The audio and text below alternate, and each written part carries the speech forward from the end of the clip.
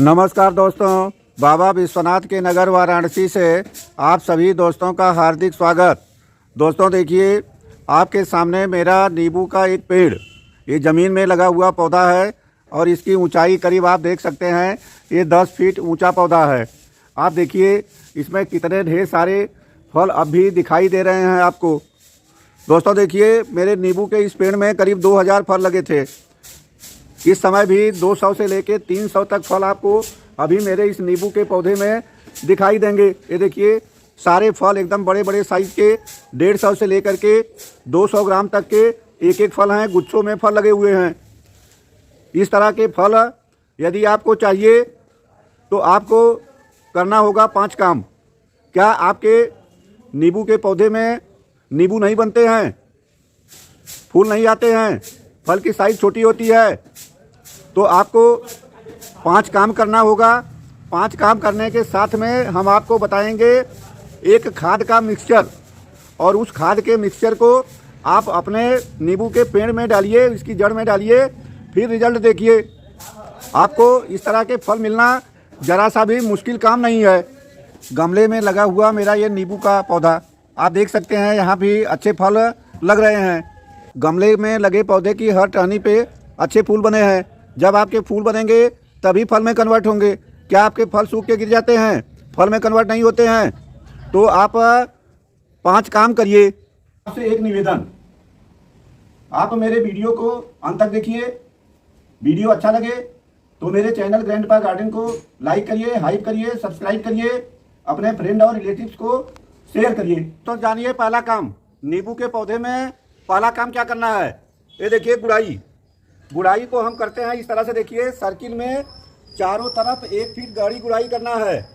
इसके तने से 1 फीट दूरी छोड़ करके गुड़ाई करिए, और इस तरह से सर्किल में 1 फीट गहरा गुड़ाई करिए।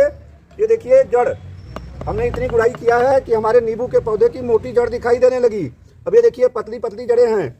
इनको गुड़ाई करते समय देखिए इस तरह से आपको बचा के गुड़ाई करना है, जड़ें कटने ना पाएँ। और इस तरह से गुड़ाई करने के बाद आपको मिट्टी को चारों तरफ इस तरह से बाहर निकाल देना है। मिट्टी को बाहर निकालिए, 1 दिन धूप में सुखाइए यदि धूप है तब। यदि धूप कम निकल रही है तो 2-3 दिन तक सूखने दीजिए। सूखने से इस मिट्टी के अंदर जो भी कीड़े मकोड़े होते हैं, हानिकारक बैक्टीरिया मर जाते हैं, और गुड़ाई करने से मिट्टी में पानी के और खाद के अवशोषण की क्षमता बढ़ती है। तो इस तरह से गुड़ाई कर लीजिए। अब गुड़ाई के बाद दूसरा स्टेप आता है खाद तैयार करने का। हम कौन कौन सा खाद का मिक्सचर डालते हैं जो हमारे नींबू के पौधे में इतने ढेर सारे फल आते हैं, आप जानेंगे। दूसरा काम दोस्तों देखिए, अब हम अपने नींबू के पौधे की जड़ में डालने के लिए खाद तैयार करेंगे। ये देखिए, सबसे पहले हम लेते हैं 2-3 किलोग्राम गोबर की सड़ी हुई खाद। गोबर की सड़ी खाद नहीं है तो वर्मी कंपोस्ट का इस्तेमाल करिए।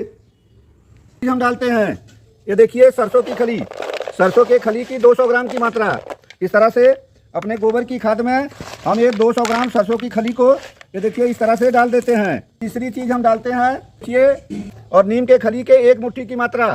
इस तरह से आप खाद में नीम की खली को डाल दीजिए। जो अगली चीज़ डालते हैं, ये देखिए, राख। ये हमने 1 साल अपने पौधों में डालने के लिए राख का जुगाड़ कर लिया है, क्योंकि राख इस समय जाड़े के दिन में घर में ज़्यादा निकल रही है। लोग हाथ सेकने के लिए लकड़ी जलाते हैं। के से राख है, उपले के राख की ये 100 ग्राम की मात्रा, और इस तरह से इसे महीन तोड़ करके हम अपने इस फर्टिलाइजर में ये उपले की राख को डाल देते हैं। ग्राम से ज़्यादा मात्रा मत डालिए। ये ज़्यादा मात्रा डालने से मिट्टी क्षारीय हो जाती है। कम मात्रा में डालने से राख से कैल्शियम, फास्फोरस, पोटेशियम हमारे पौधों को मिलता है, और मिट्टी भी क्षारीय नहीं होती है। तो देखिए, जो अगली चीज़ डालते हैं, ये चूना के पाउडर का 2 चम्मच। इस तरह से वह डोलोमाइट चूना अपने आप नमी से गला होता है, उस चूने का इस्तेमाल करना है, क्योंकि इसमें मैग्नीशियम और कैल्शियम दोनों की मात्रा भरपूर होती है। तो इस तरह से यहाँ पे हम ये डोलोमाइट चूना डाल देते हैं। आपको इसमें 2 चीज़ें और डालनी है। DAP, डाई अमोनियम फास्फेट, जिसमें 18% नाइट्रोजन और 46% फास्फोरस होता है। तो देखिए, ये 2 चम्मच DAP, और इसकी मात्रा बोले तो 30 से 40 ग्राम। इस तरह से आपको इस फर्टिलाइजर में 2 चम्मच DAP के डाल देने हैं।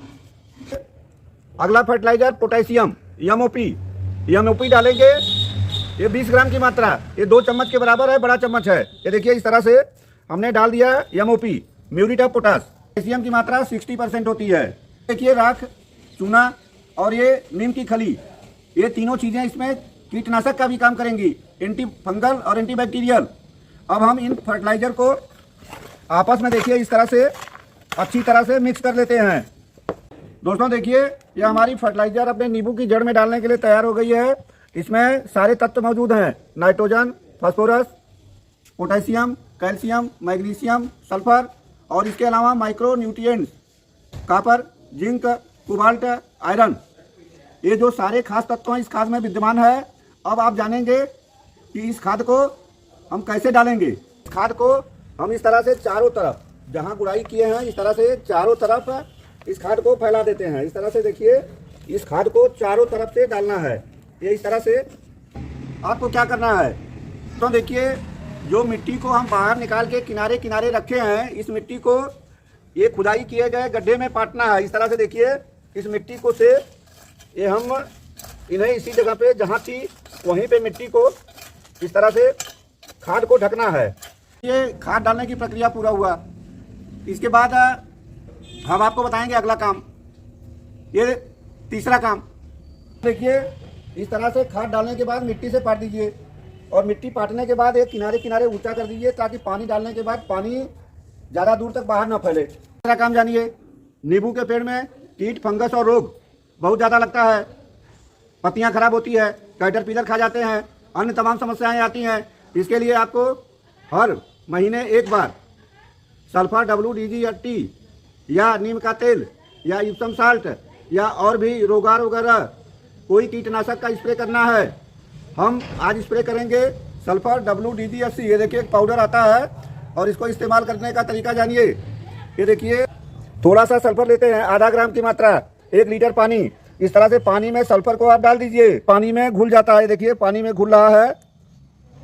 ये देखिए कीटनाशक तैयार है। आपको अपने स्प्रे पंप में भरना है और नींबू के पौधे पे स्प्रे करना है। तो देखिए सल्फर WDGST का इस तरह से अच्छी तरह से अपने नींबू के पौधे पे छिड़काव कर दीजिए। महीना में एक बार करिए। कोई कीट, फंगस और रोग आपके नींबू के पौधे पे नहीं आएगा। या कोई वैकल्पिक कीटनाशक का इस्तेमाल करिए। आपको हर महीना इस तरह से नींबू के पौधे की टिप्स को काटना है। 80% टिप्स को काट दीजिए। ऐसा करने से ये देखिए हमने पिछले साल यहाँ पे कटिंग किया था, ये देखिए, और यहीं से ये 5 शाखाएं निकल गई थी।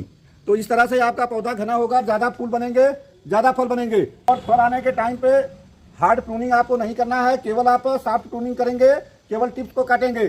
सूखी पत्तियाँ, सूखी टहनी को काट करके अलग कर दीजिए। दोस्तों देखिए हमारी ये नींबू के गमले में लगे पौधे की जो भी टहनी देखेंगे, हर टहनी में तमाम फूल बने हुए हैं। ये सारे फूल फल में कन्वर्ट हो, इसके लिए आपको क्या करना है, लीजिए हनी, डाबर का हनी, 1 चम्मच हनी को घोलिए और अपने नींबू के पौधे पे स्प्रे करिए।